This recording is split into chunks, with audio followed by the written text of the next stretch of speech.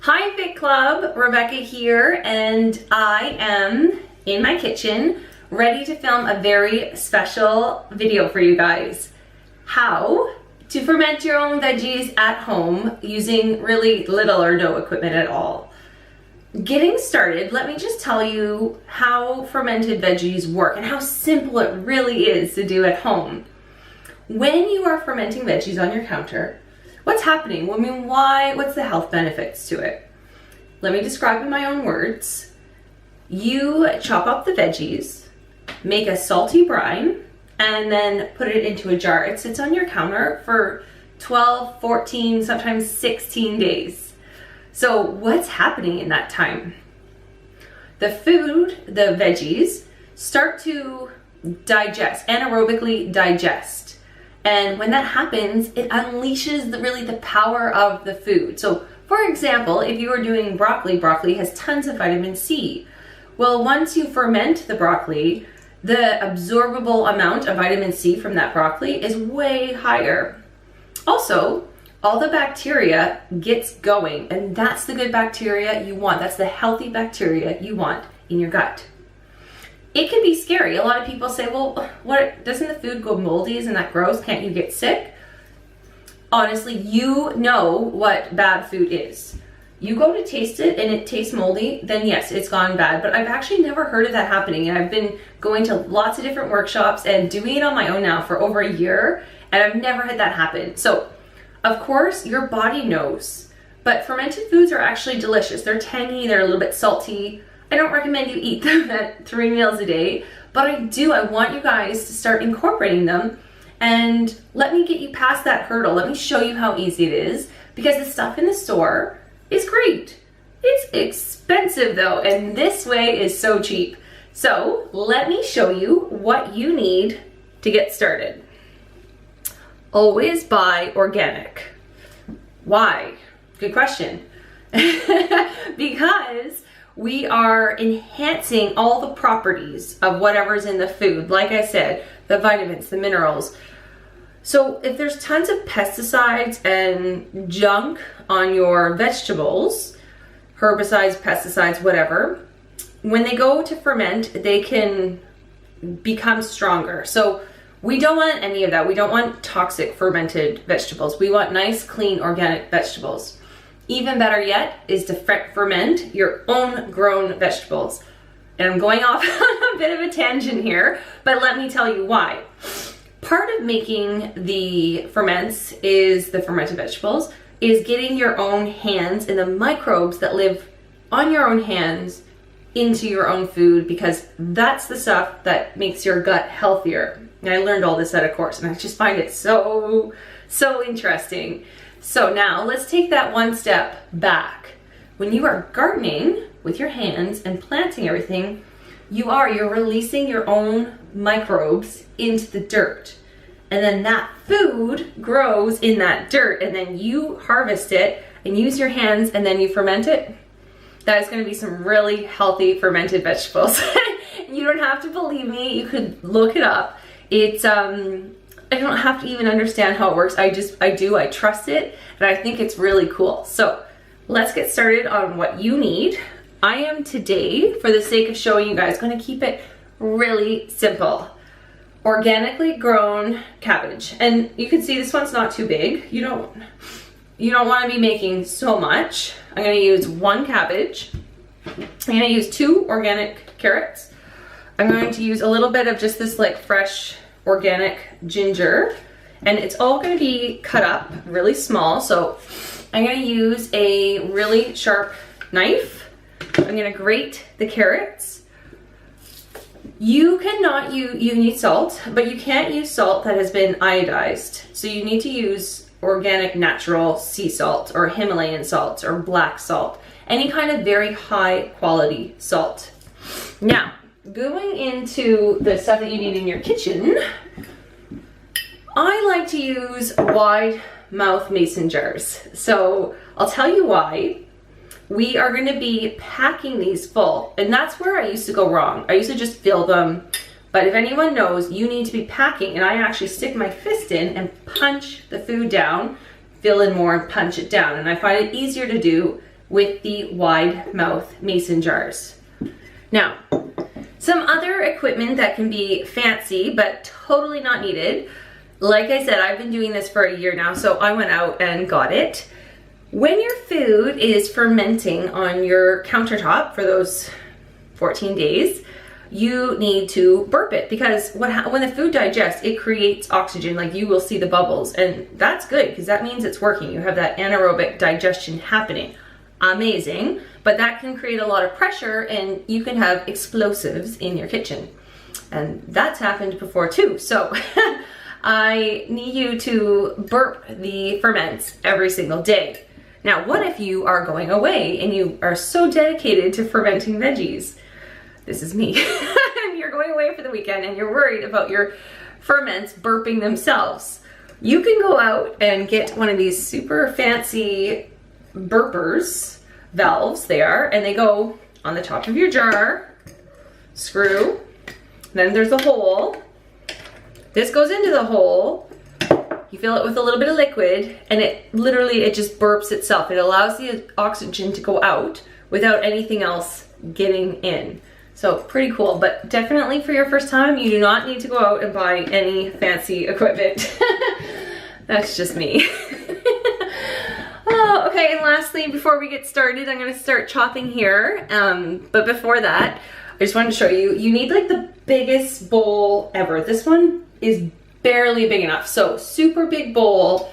It looks like a lot of volume at first, but then after you start massaging it, it really shrinks down. So huge bowl, organic cabbage, any other veggies works. I'm gonna keep it simple, like I said, with the carrots, and a couple big wide mouth mason jars. Let's get started. Okay, we are back, and so far I have just very finely chopped all of the cabbage. So this is the one cabbage head.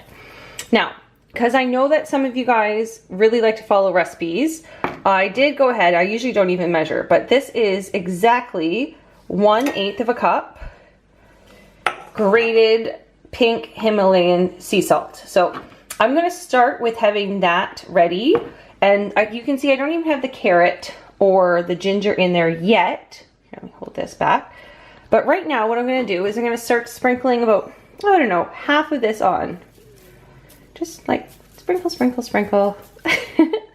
There we go. And I'm gonna give it a good toss. So get your hands in there and make sure all of the cabbage is covered in salt.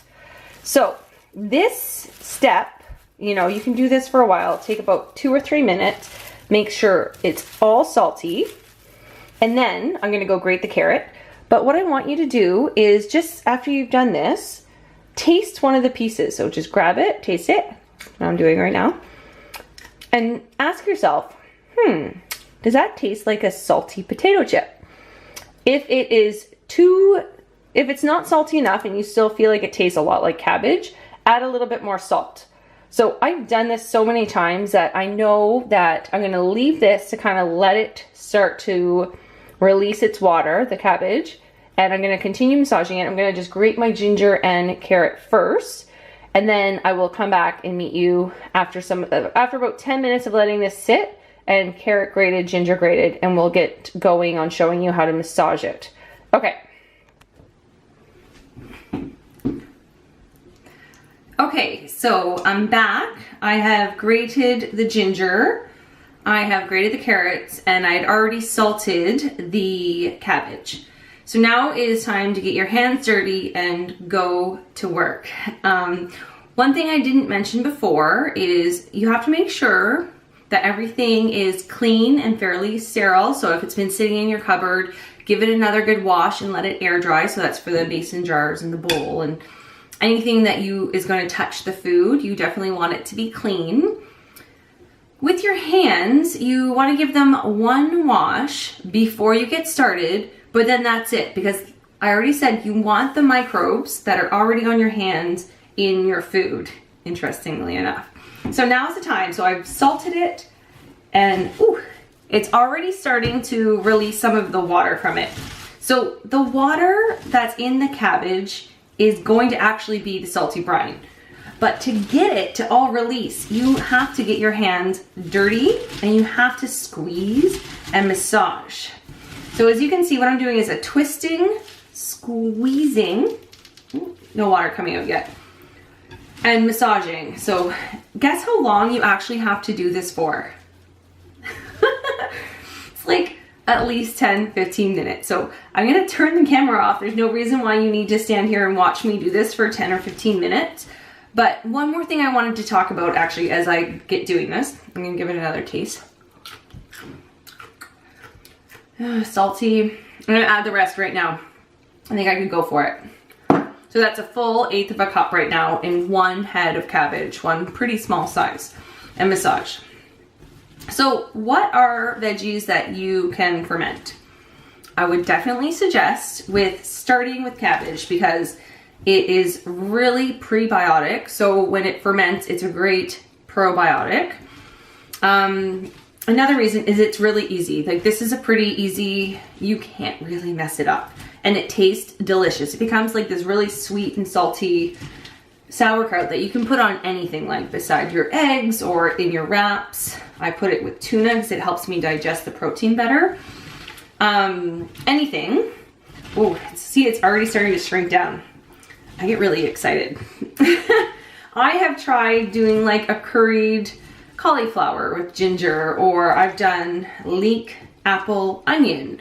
Done it all, but what I really find works well is cabbage is your base, and then add things like carrots or radishes or beets, any vegetable you like. I mean, some of the softer ones don't work as well. Like I've done zucchini before and it was kind of a letdown. It was kind of soggy and gross. So I'm gonna turn the camera off and really like get in this and start to squeeze and massage. You're gonna be done when at the bottom of your bowl, you have water. Like you have a little bowl of water or a little puddle of water from all the cabbage and the carrot. Oh, one more thing I forgot to mention. If you are gonna add ginger, remember how I talked about how it makes everything more potent? Like, so the vitamin C will be stronger, the flavors come out a little bit more. That is true with spicy things as well. So if you're gonna put ginger in here, it's gonna be extra gingery. If you're gonna put anything spicy in here, it's gonna be very spicy. So any kind of jalapeno or red pepper, just so you know, it's going to multiply that heat and make it even more spicy. So delicious if you like spicy things, but just a word to the wary. Okay, I'm gonna turn it off and I'll meet you back when this looks how it should. Okay, so look how small, don't mind the mess. Look how small the cabbage has shrunk down to. And let me just show you, when I move it, look at all the liquid in there. So it's just a super soft, soggy mess. This is where you want it. This is actually after 8 minutes. I set the timer and I don't think I'm gonna get it to wilt down anymore. But what I've been doing is literally squeezing it, so it's nice strong hands, and massaging it. Squeeze, massage until it gets really nice and soft and it's released just tons and tons of liquid. That is your brine. Hi, so I just showed you what it looks like from overhead. It is really wilted down. There is tons of brine and the veggies are really soft. So as I was going along, I kept giving it the salty chip taste test. It should taste delicious. If you found that you weren't getting the water, if it wasn't starting to secrete the water, then you can add more salt. Don't overdo it, because I've had other people, they get scared that they need tons of salt and their sauerkraut is so salty and it's not delicious. So in the end, you want it to be a mixture of like sweet and salty.